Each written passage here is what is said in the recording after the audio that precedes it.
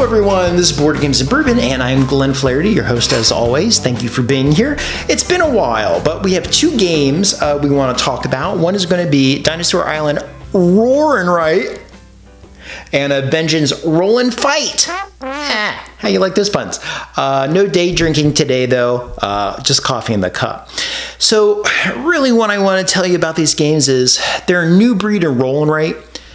Kind of a new breed where I would say they're not even traditional roll and writes. You know, traditional roll and writes were just a piece of paper. You rolled dice and you filled it out. It was quick, simple, and a small footprint. These really are board games that have a writing component to it. And they're large. They're still somewhat fast. The production brought down the cost a little bit because it uses paper instead of a board and pushing cubes. And there are a lot of interesting decisions in there. You know, like look at this right here. Look at this footprint. That's all for Vengeance, right? Production is really great too. Traditionally, roll and writes don't have great production. But the real question is going to be not if the games are good. You have good games already. You have good games. Why aren't you playing them? Shame on you. But what makes these unique? It's like music, you know? People always say, like, music's getting worse. It's not getting worse, it's getting different. And that's what people really want, is something new. You want that new experience. So, okay, let's talk about what makes both of these unique. Dinosaur Island Rawr and Write, to me, really picks up on the notes of Dinosaur Island, the big game. But I gotta say, I like this better. It plays faster. Now, I played it solo, and the solo is ingenious, moves very quickly. But the idea here is you have a spatial map, and they're gonna give you two pieces of paper. One is a piece of paper that you collect resources on, and the other one is where you're making a spatial map of your park. Alley Cat Games had one very similar to this, by the way, a few years ago. Lost it when I moved. Had several boxes of games, and the movers didn't understand, and they threw them away instead of bringing them to the new house. Anyway, so there's a spatial map, and you're trying to fill out boxes of pins for your dinosaurs. You're going to roll the big, beautiful dice that you're accustomed to. These ones here, they're like amber, that have the mosquitoes stuck inside and the resources. You roll them, there's DNA, and you take it. And what you're going to do is you're going to collect resources. The unique thing in this game is you're going to take those resource cubes and then in a second phase put them on a board. And the board is going to give you abilities. You can either now use the resources to make your dinosaurs, or you can get security. Why do you need security? Because when you make a dinosaur, you're going to raise the danger in the park. You're also going to get points and excitement. Excitement leads to another unique part called harvesting, or tours or excitement. And then you can also put it down to get more DNA. You can put it down to gain twice the resources or whatever dice you have. That's really important for DNA, super important for security, because if you have 2 security on a dice and you can double it and you got 4 and you put 4 security down, that's going to save you a lot of headache when it comes time for the reckoning. And if you don't have enough security, you got to start blowing up pins that you invested and try to build. And then you can build roads. Roads are important because roads let you give tours. Longer tours give you more excitement. More excitement makes your harvest phase better. Better harvest phase gives you more resources to reinvest into the park. So the game has this neat element where it folds upon itself. You know, the dice are used in 2 phases, and what you picked in phase 1 will affect what happens in phase 2. Investing in, there's this yin and yang. Do I invest in the dinosaurs and push my excitement so I have a bigger harvest phase? Do I take that gamble? What's the timing? Do I instead go for the thing that lets me get the security so that I don't have to destroy stuff I make later? It moves very quickly. The production is amazing. I had a wonderful time with it. It essentially plays the same multiplayer in solo. In solo, there's a little AI deck that just plays as another player. You flip it, it says, take these 2 certain dice out of the pool as if someone else took it and put it on the board to block certain actions, just like another person would do. Really fun, really fun. And highly recommended. I like it better than Dinosaur Island. I like it as a roll and write. An absolutely good time, a joy to look at. The other game we played was Vengeance Roll and Fight. Now, Vengeance Roll and Fight, it works in a different way, but it definitely has a David Turksey signature to it, because David worked recently on a game called The Gig. And the Gig was a game about being in a band, and it had a timed dice aspect. This has a timed dice aspect to it too. And essentially what you're doing is you're trying to go through a board like this that is like a layout of a criminal enterprise, and you're trying to get actions that allow you to move and actions that let you attack the enemy, and you're trying to get all the way through and kill the big boss guy at the end, right? And get the most points along the way.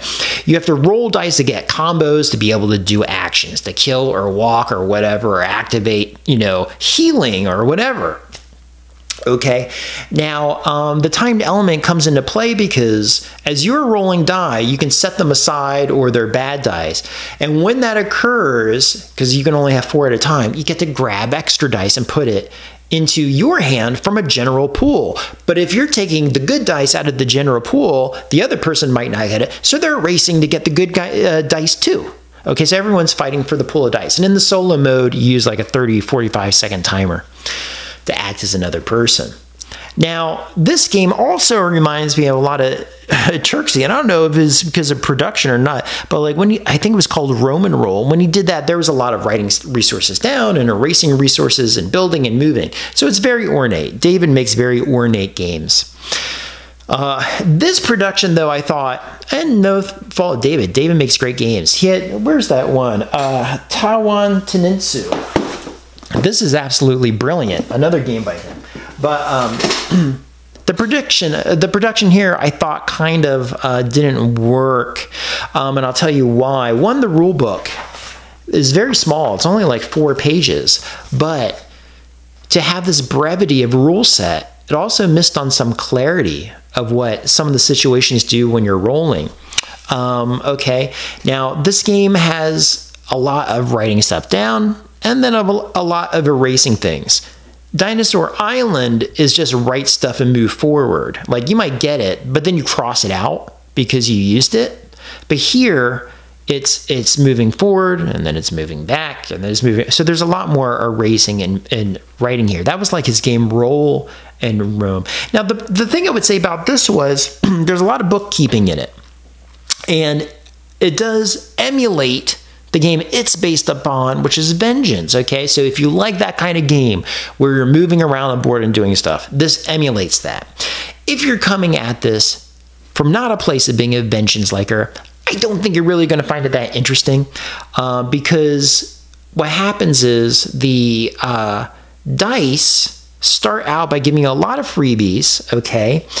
The characters you're all going to have personalities. Everyone gets a different personality.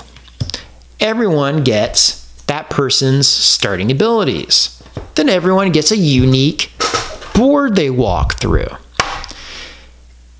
If I'm playing a game where I have a unique personality, I have unique powers, I even have a unique boss I'm fighting against, and a unique layout, are we playing the same game? Is this just us all playing similar versions of the game at the same time as a multiplayer solitaire? What's unique about this game is fighting for the dice. I do like that aspect a lot. As a solo game, it's interesting. As a multiplayer game, I felt like it was a lot of us, or 2 of us really, played it too. We were playing different games. I mean, it's the same game, but our circumstances were different. So could we really compare? You know, it came down to rolling the dice. If you play this game as an adventure game, I want to see how the story unfolds, then yeah, that's a lot of fun. But that's the mindset you're going to have to come to it. It's not going to be this thing where you have time to plot your course because there is that timed element to it, right? Both in solo and multiplayer. So there's that counterpoint pressure, okay? Do I make the best decision I can? Can I think this through? Some people, if you like thinking games through, I don't think it's going to be the one for you. If you don't like games where you're confrontational, and this is confrontational because you're picking the good dice, you're denying someone else the good dice, a little bit confrontational. Also the theme, you know. This one fell a little bit flatter for me, so I'm not sure I'm going to recommend it.